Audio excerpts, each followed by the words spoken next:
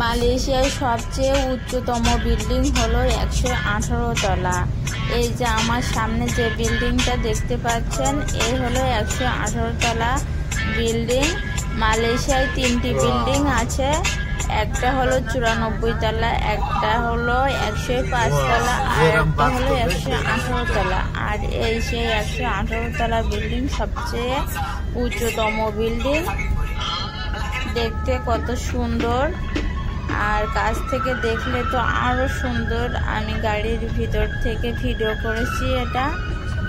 আর আপনাদের দেখে যদি ভালো লেগে থাকে, লাইক, কমেন্ট, শেয়ার এবং ফলো করতে ভুলবেন না। ভালো থাকবেন সবাই।